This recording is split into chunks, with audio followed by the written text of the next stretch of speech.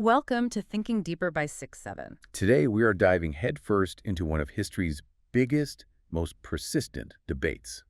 The nature and existence of God, and we're doing it by looking at the work of one of the Enlightenment's sharpest minds, David Hume. Specifically, his masterpiece, The Dialogues Concerning Natural Religion. And this isn't some dusty, old academic text. I mean, these are the arguments that still shape every single modern conversation we have about science, faith, evidence, and even atheism. Absolutely. We have three distinct characters, philosophical heavyweights, really, who are going to battle it out. You've got the rigid orthodox mystic, the super empirical theist, and then the radical cautious skeptic. And they're all clashing over this one central question. Can human reason ever truly know the divine? Or is it all just doomed to fail? We're here to give you the shortcut to understanding this ultimate argument, so let's unpack this. What's so brilliant right from the start is how Hume sets this up. Yeah, it's not an essay. No, it's a conversation, a dialogue. He has these three characters, Cleanthes, Demea, and Philo, and he has them argue in front of a narrator, Pamphilus. And he did that on purpose, right? He was very clear about it. He said the dialogue format is perfect for questions that are so obscure and uncertain that our own reason can't really land on a final answer. So our mission for you today is not to solve the God question. No, that is definitely above our pay grade. But we want to unpack the philosophical weapons that each side uses and really getting to why Hume found this whole thing so, I guess, frustrating that he had to present it as this kind of unresolved conflict. Let's quickly introduce the players in this game. Okay, first up is Cleanthes. He's our natural theist. You can think of him as the rationalist, the engineer of the group. He believes you can prove God's existence and his nature just by looking at the world. Right. Use empirical observation, use reason. He says, look at how organized everything is. And that logical path leads you straight to a rational creator. It's the classic argument from design. Then, on the complete opposite end, you have Demea. He's the orthodox mystic. His starting point is totally different. Totally. He believes the being of God is just a given. It's an a priori certainty, something you know through faith. And this is the key part for him. Yes, the crucial part. He insists that God's nature is completely incomprehensible and unknown. So trying to define God with our little human brains is... It's blasphemy. Or at least it's supreme intellectual arrogance. And that brings us to Philo, the cautious skeptic. Philo's the wrecking ball. He really is. He comes in and questions the reliability of human reason itself. And then he applies that doubt to every single theological claim he hears.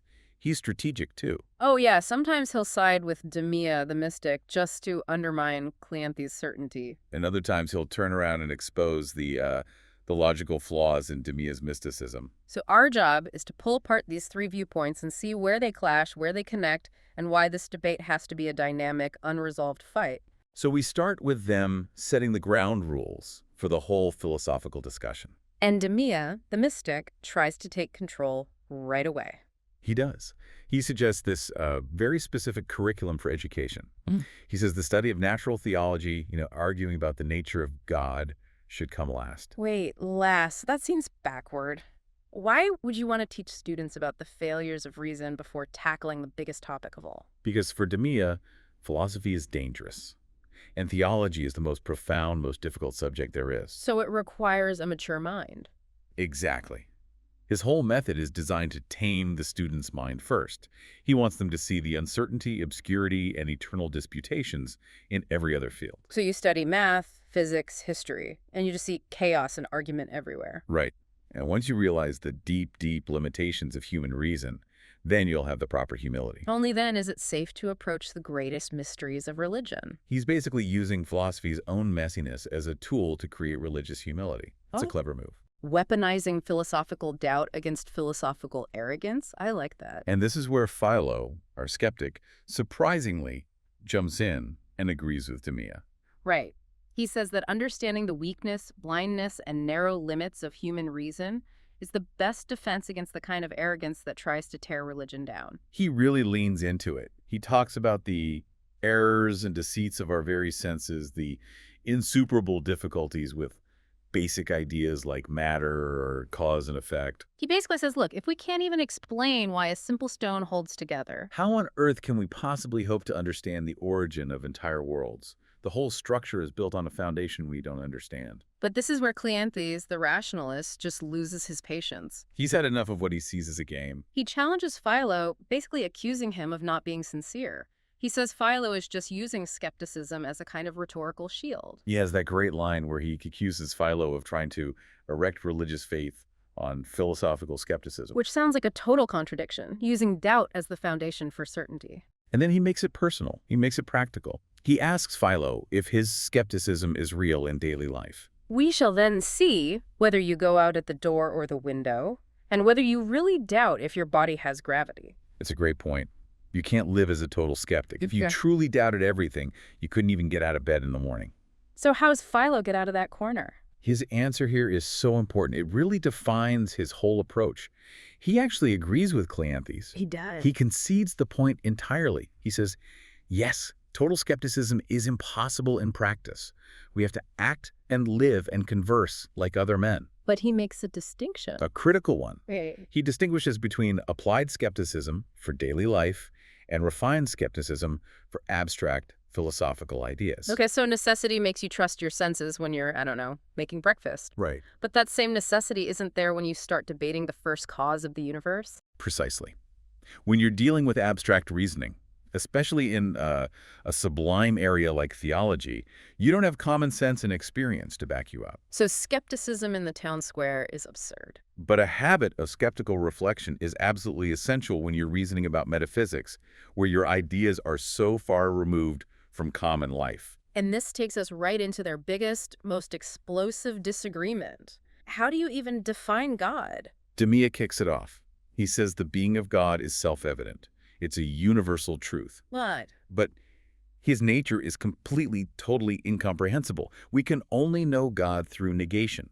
What he's not. Exactly. He quotes the philosopher Malebranche, arguing that when we call God a spirit, all we're really saying is that he is not matter, he's not a body. To say God thinks like a human is, for Demea, just as wrong as saying God has a body. It diminishes the perfection of the divine. And then Philo, the skeptic, chimes in and agrees with the conclusion. Right, but for completely different reasons. He's not coming from a place of faith. He's an empiricist. He just says our ideas reach no further than our experience. We have no experience of divine attributes and operations. It's a devastating 1-2 punch against Cleanthes, the mystic and the skeptic, allied against the rationalist. Both of them are basically saying human reason fails when it tries to grasp God's nature.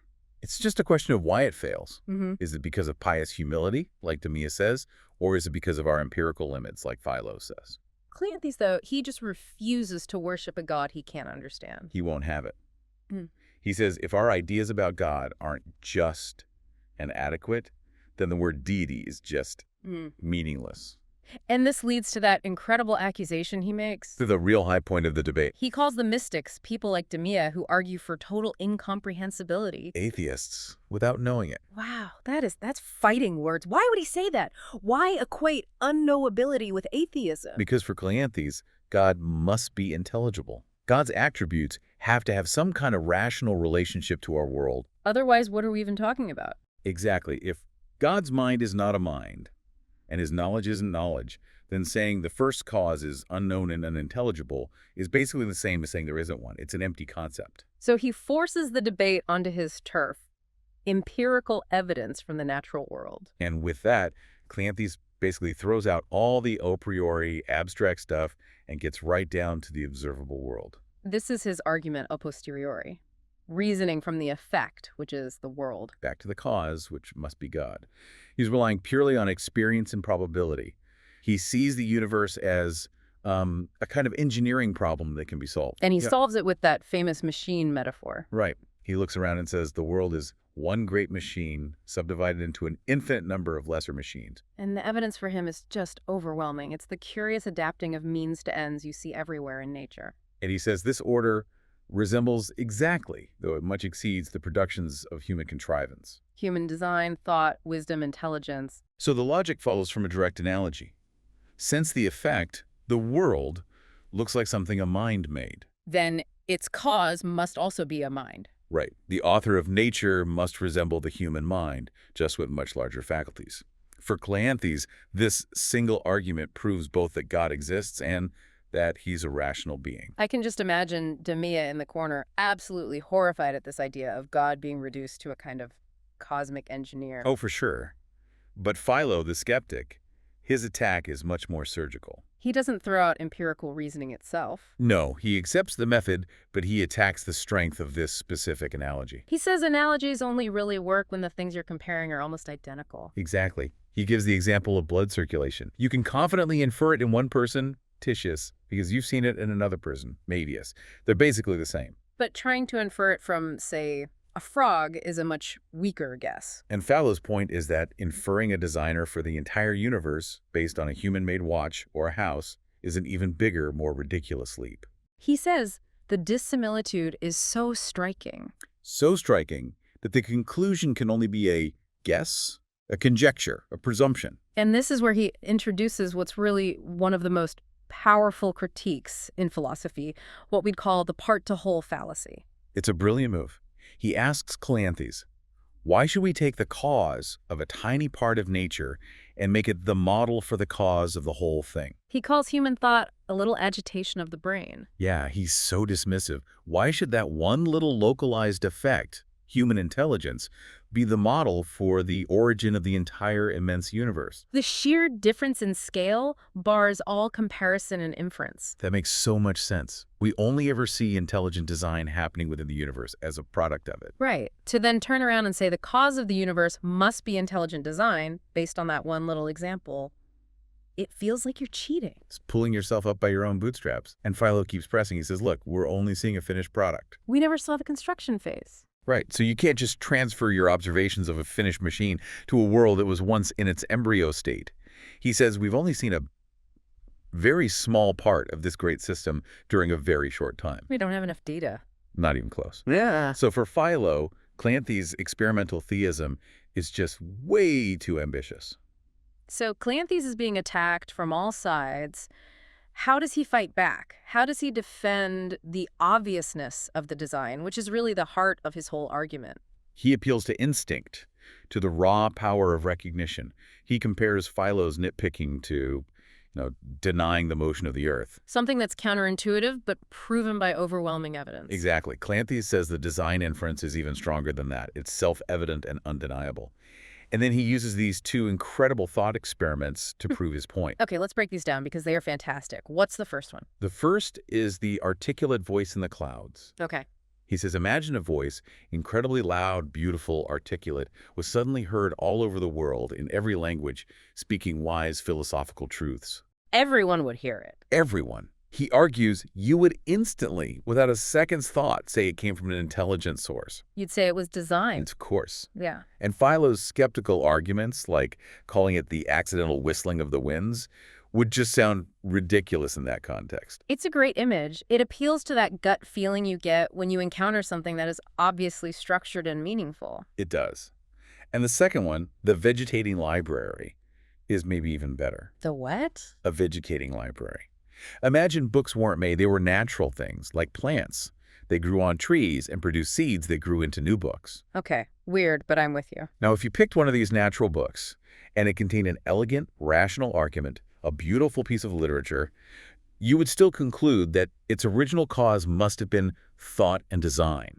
You wouldn't just chalk it up to the random process of vegetation. Never. The complexity is too high. And that's his killer point. The anatomy of a single animal, he says, shows stronger evidence of design than a brilliant book by Livy or Tacitus. So if a book needs an author, Then an animal needs a superior one. It's a powerful challenge. it really is. He's basically daring Philo to say either that a rational book doesn't prove a rational cause, or to admit that the same logic must apply to nature. Philo's response, though, is to stick to his guns.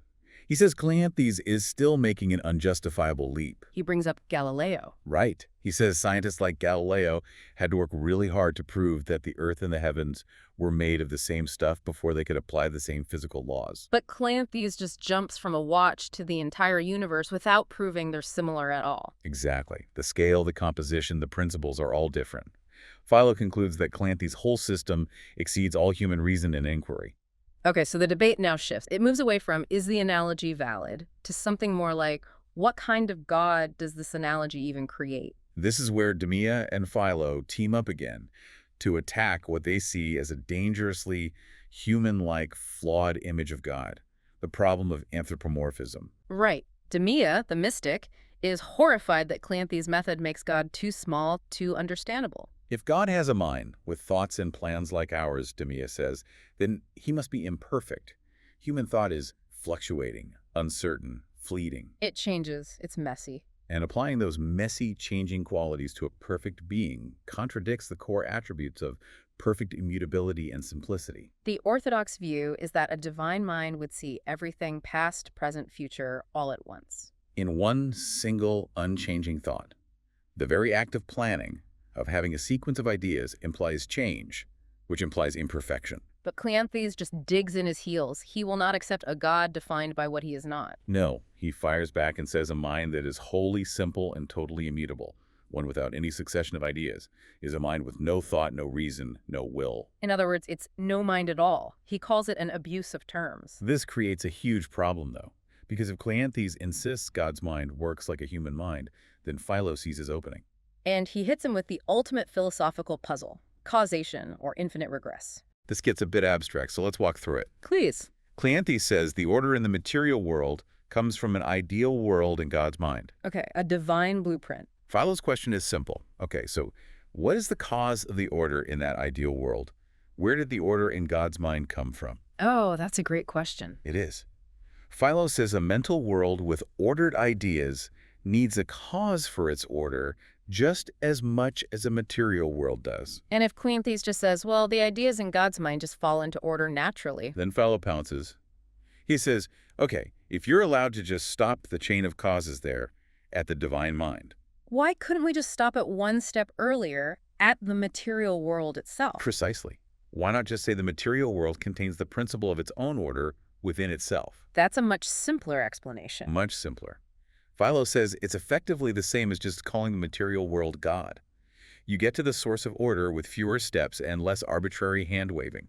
He calls Cleanthes' whole system a circle. And he uses that great historical analogy to really drive the point home. The one about the peripatetics? Yeah. He says that saying the order comes from God's rational faculty is just a fancy way of saying, I don't know.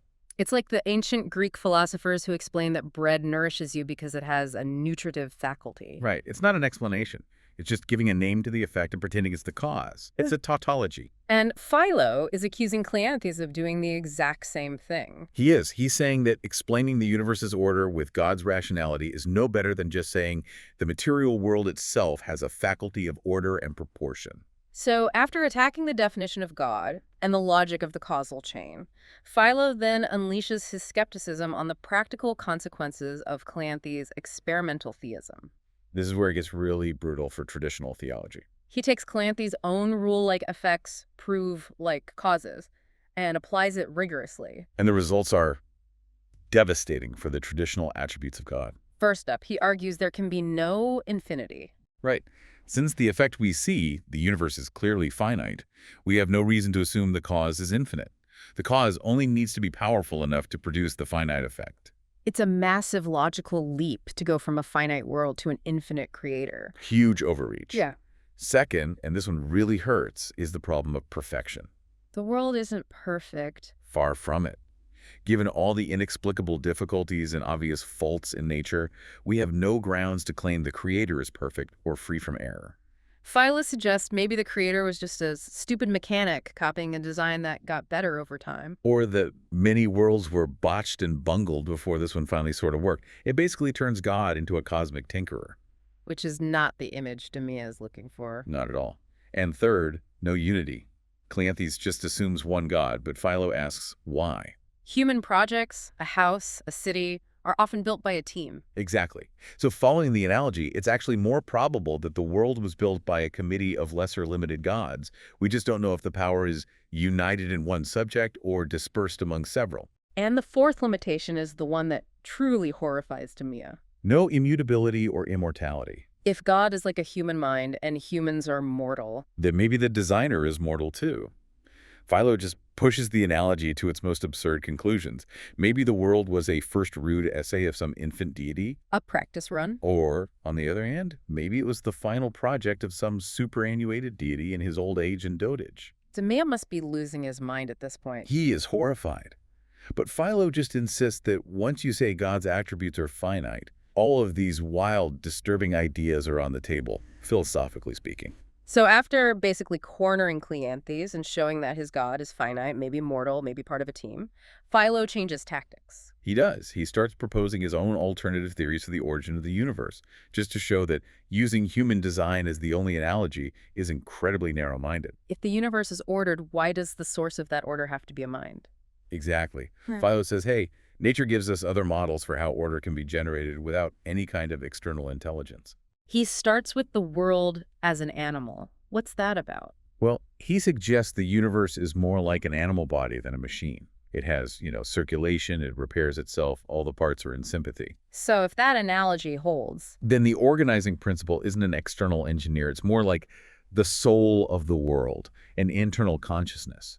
It's an old idea, but it neatly gets rid of the need for a separate designer. and the second idea is even more biological, the world as a vegetable. Right. He says, look, we know animals and vegetables come from generation, from vegetation.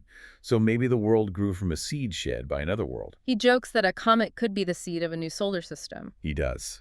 And the key here is that order can arise from within nature. A tree creates a highly ordered seed, but the tree doesn't know what it's doing. The principle is generative, not intelligent. That's a huge shift. It changes the question from who designed it to what is its natural reproductive cycle. Exactly. And Philo argues that comparing the world to a plant or animal is actually a better analogy than a watch, because we see generation everywhere in nature creating order. Whereas reason only ever seems to arise from generation, not the other way around. But the most challenging idea he brings back is the Epicurean hypothesis. This is the one that tries to get order from pure chance. Blind, unguided force. Philo uses the idea eternity to get rid of intention altogether. How does that work? It's a statistical argument. He says if you have a finite number of particles, but an infinite amount of time, then every possible combination of those particles must happen eventually. So if you shake a box of Legos for all eternity, at some point they will just happen to click together into a perfect model of the Death Star. That's a perfect way to put it. The art and contrivance we see isn't proof of a plan. It's a requirement for stability. Only the stable forms survive. Right. Any arrangement that isn't stable just collapses immediately. Yeah. So the order we see is just the order that managed to last, not the order that was designed. Cleanthes has a counter for this, though. He says, okay, but what about all the extra good things? The conveniences that creatures have that aren't strictly necessary for survival. Like having two eyes instead of one, or a lodestone to help with navigation. He thinks that suggests a benevolent designer, not just blind luck. And that's the opening Philo was waiting for. The perfect opening, because it lets him bring out his most powerful weapon, the problem of moral attributes, or, more famously, the problem of evil. And the whole tone of the debate just shifts. It's no longer about God's power, it's about his goodness. And Demea and Philo are suddenly on the same side again, united by their agreement on the misery and wickedness of men. They quote poets and philosophers, painting this bleak picture of human life as short, painful, and ending in agony and horror. And this shared starting point puts Cleanthes in a terrible position. To defend a benevolent God, he has to deny that there's all that much suffering in the world. He has to argue that Philo is exaggerating, that health is more common than sickness, pleasure than pain. He even claims that for every one bad thing that happens, we get 100 enjoyments. Philo's response to this is just masterful. It's so empirical and psychological. He says, okay, maybe you're right, Cleanthes. Maybe pleasure happens more often. But pain, when it happens, is infinitely more violent and durable. It's about quality, not quantity. Precisely. 1 hour of genuine torture, Philo says, outweighs a week or even a month of just common, insipid enjoyments. Pleasure rarely gets to ecstasy, but pain often rises to true agony and torture. So the experiential balance of life is tilted towards suffering, no matter how frequent pleasure is. And that brings us to the question that has haunted theologians for centuries, Epicurus' question. The famous brutal dilemma. Is he willing to prevent evil, but not able? Then is he impotent? Is he able, but not willing? Then is he malevolent? Is he both able and willing? Whence, then, is evil? Philo argues that Cleanthes' whole idea that God's attributes are just like ours but infinite is completely incompatible with the world we actually live in. If you're going to apply the design analogy rigorously, You have to apply the suffering analogy just as rigorously. And Philo hammers this home by listing 4 specific types of evil that he says seem completely unnecessary. Okay, let's walk through them. What's the first one? First is pain as a motivator. Philo says if you just want creatures to survive, you don't need pain. You could have used pleasure. How would that work? Well, instead of feeling agonizing hunger pangs when you need to eat, you could just feel a sense of joy that slowly fades until you eat again. So the existence of extreme pain seems like an extra feature, something that was added on, a particular contrivance. Exactly. It suggests a lack of tender concern. Second is the reliance on conduct by general laws. The idea that the world runs on fixed physical laws that often cause disaster. Why? A perfect, all-powerful being could intervene locally. He could make tiny adjustments to prevent huge catastrophes without having to rewrite physics every time. So if a hurricane is about to wipe out a city, God could just give it a little nudge. A little nudge. Or, as Philo says, some small touches given to Caligula's brain in his infancy might have converted him into a Trajan. Wow! The idea that a tiny brain adjustment could have saved thousands of lives makes the lack of action seem incredibly cruel. What's the third design flaw? The third is the frugality of powers. Philo says nature is just too stingy. She gives creatures just barely enough to get by. The bare minimum. An indulgent parent would give you a big reserve, a buffer against accidents. Like giving us just enough willpower to function instead of an abundance of it. That's a perfect example. Philo talks about our lack of a natural propensity to industry and labor. We're only driven to work by violent necessity, hunger, cold, fear not, because we're naturally diligent. It seems like a flaw that's designed to keep us miserable. And the last one. The fourth is inaccurate workmanship. Philo says the machine of nature seems unfinished, like it had not received the last hand of the maker. Things are not adjusted properly. The winds, the rains, our own passions, they're always going too far or not far enough, causing tempests, droughts, and all sorts of misery. The system is just sloppy. So after listing these 4 faults, the unnecessary pain, the rigid laws, the stinginess, and the sloppy workmanship, what's his final verdict on the creator? It is bleak. He says, based purely on observation, the universe looks like it came from a blind nature, pouring forth from her lap, without discernment or parental care, her maimed and abortive children. That is an incredible image. The mix of good and bad suggests that the ultimate source of everything is just entirely indifferent to it all. He even says the Manichaean idea of a struggle between good and evil makes more sense. And this is where Demea finally breaks. He realizes Philo wasn't his ally at all. No. He sees that Philo has been steering the conversation towards total skepticism or even atheism the whole time. He accuses Philo of using the arguments of the greatest libertines and infidels, and he just storms out. But Philo gets the last word. He does. He points out that Demea gave him all the ammunition he needed by insisting on both the total infirmity of human reason and the great and universal misery of mankind. Philo just took those 2 religious premises and followed them to their logical and very uncomfortable conclusion. And so with Demea gone, the conversation continues between just Cleanthes and Philo. And this final section it's a huge surprise. Philo, after spending hours systematically destroying the design argument, suddenly makes this huge concession to Cleanthes. He does. He admits that his love of singular arguments sometimes gets the better of him. And he says that his true, unfeigned sentiment is that a purpose and intention of design strikes everywhere the most careless, the most stupid thinker. So deep down, he can't help but see design in the world. He can't resist it. He says all of science, anatomy, astronomy, you name it, it all just naturally leads you to acknowledge a first intelligent author. He talks about the anatomist Galen, who saw the hundreds of muscles and precise adjustments in the body, and just found the evidence for design impossible to deny. He even asks Cleanthes, supposing there were a God, were it possible for him to give stronger proofs of his existence than what appear on the whole face of nature? That's a massive reversal. It's basically saying that design is intellectually unavoidable. It is. But then, in the very next breath, Philo completely undercuts it. He argues the whole debate between someone like him and someone like Cleanthes is often just verbal. Meaning they're just arguing about words. Exactly. Semantics, not substance. He says the sophisticated theist, like Cleanthes, admits the difference between a human and a divine mind is vast. And the philosophical skeptic, like Philo, admits there's at least a remote analogy between human thought and whatever principle orders the universe. So if one says the difference is vast, and the other says the similarity is remote, What are they really arguing about? Just the degree, which you can't measure. It's an unquantifiable dispute, like arguing if a general was great or a very great or a superlatively great man. He makes the whole grand debate sound like a petty squabble. Which is such a classic Hume move.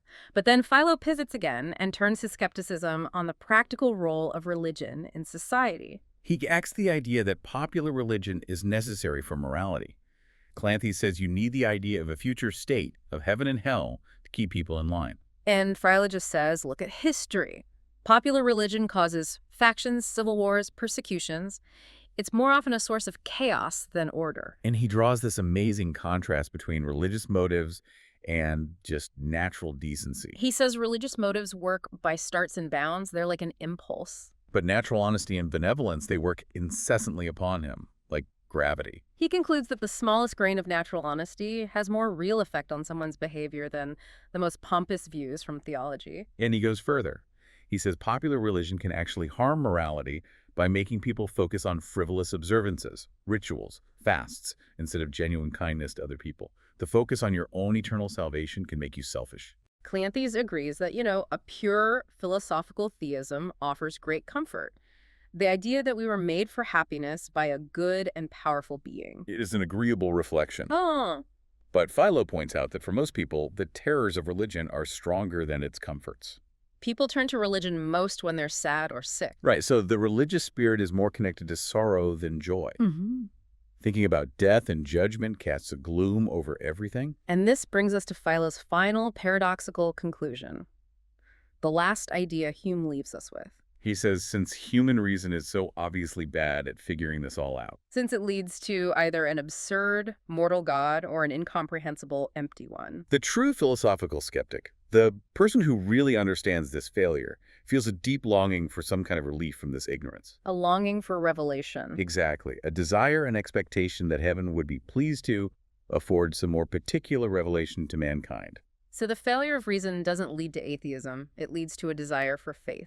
And that's his final shocking statement. To be a philosophical skeptic is, in a man of letters, the first and most essential step towards being a sound, believing Christian. So after all that, what does this all mean for you, for how we think about these debates today? I think Hume, through Philo, really locks onto this fundamental tension in how we think. On one side, you have that gut instinct, that immediate belief in design. It's almost impossible to shake. When you look at the complexity of an eye, you just see purpose. That's the pull of Cleanthes' argument for an intelligent creator. But the real lesson is what happens when you take that intelligent creator and you start checking him against the facts on the ground. The moment you look at all the real, avoidable suffering that Philo lays out, the evidence for a perfectly good creator just evaporates. The analogy of design, our most natural instinct, just completely falls apart when you push it to its logical conclusion and run it into the problem of evil or the problem of infinite regress. So the big takeaway isn't really about God. It's about us. It's about the deep, deep limitations of our own empirical reason when we try to think about the infinite. We're trapped by our experience. We can maybe infer an intelligence that's proportional to the universe we can see. But we absolutely cannot infer a being of infinite goodness.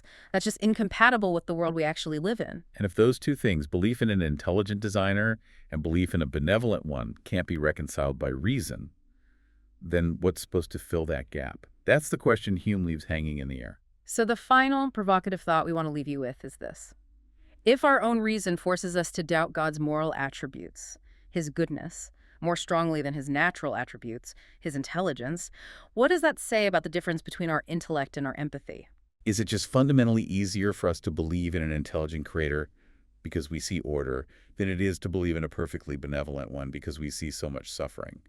And if skepticism about God's goodness is the most logical position to take, does that drive us away from faith, or does it make us demand a transcendent truth even more? That's all for this deep dive. We look forward to thinking deeper with you next time.